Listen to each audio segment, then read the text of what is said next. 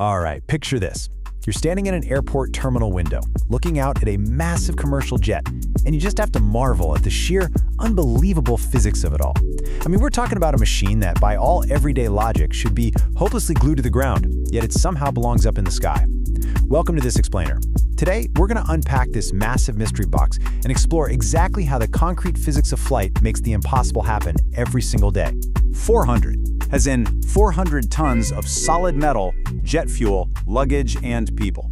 Think about that for a second. In our everyday experience, heavy metal simply sinks. I mean, cars and buildings certainly don't float. And yet, a fully loaded Boeing 747 carrying all that weight can effortlessly rotate off a runway and ascend miles into the atmosphere. Okay, let's dive into this. How does 400 tons of metal actually float? Well, it all comes down to a precise, continuous manipulation of fluid dynamics and physical forces. It's an intricate dance that we are going to break down over the next few minutes. Part 1. The four forces of flight. So every single aircraft, from a tiny little Cessna to a massive jumbo jet, is constantly controlled by a battle of just four fundamental forces. You've got weight, which is pulling you down, lift, pushing you up, thrust, driving the aircraft forward, and drag, doing its absolute best to slow you down. The entire duration of a flight is, essentially, just the continuous management of this four-way physical tug-of-war. It's really that simple. If the force of lift becomes greater than the force of weight, well, the airplane climbs. If weight wins, it descends. But that brings us to the core mystery of aviation, doesn't it?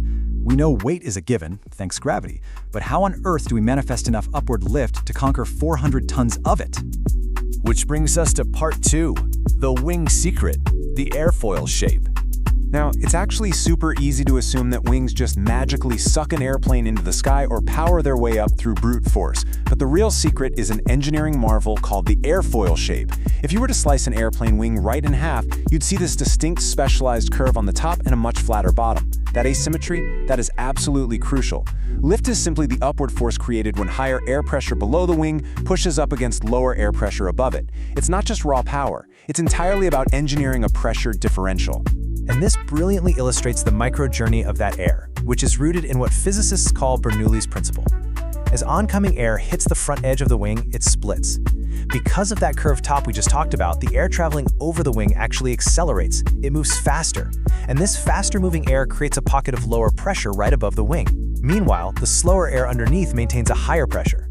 Now, nature literally hates an imbalance, so that higher pressure underneath aggressively seeks out the lower pressure on top, physically pushing the flat bottom of the wing and the entire 400-ton aircraft attached to it up into the sky. Part 3. Why speed matters. Here is a totally wild, surprising fact. The most perfectly engineered wing in the world, sitting completely still on a runway, creates almost absolutely no lift. Zero. Lift fundamentally requires moving air.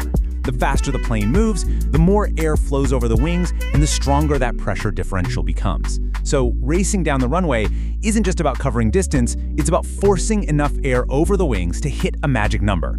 For a 747, that's around 180 miles per hour. That specific speed is the threshold where the airflow finally generates enough lift to win the vertical battle against weight. Part 4, thrust and the engines. Okay, so where does that massive 180 mile per hour speed actually come from? Modern jet engines. You could think of them as ultra-powerful giant air pumps that operate in this relentless, rapid-fire four-step cycle. Suck, squeeze, bang, blow. Huge fan blades suck monumental amounts of air inside. Compressors then squeeze that air incredibly tightly.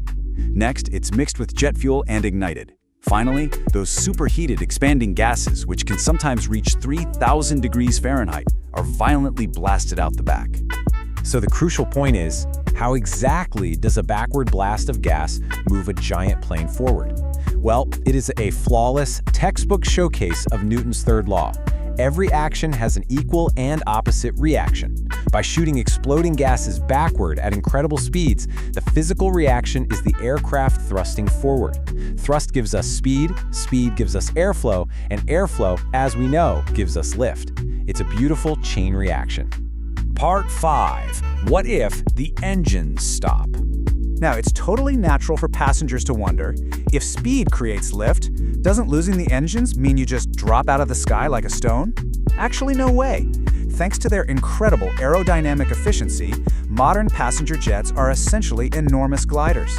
They have a glide ratio of about 15 to 20, meaning for every single kilometer of altitude they lose, they can glide 15 to 20 kilometers forward. This is exactly the science that allowed Captain Sully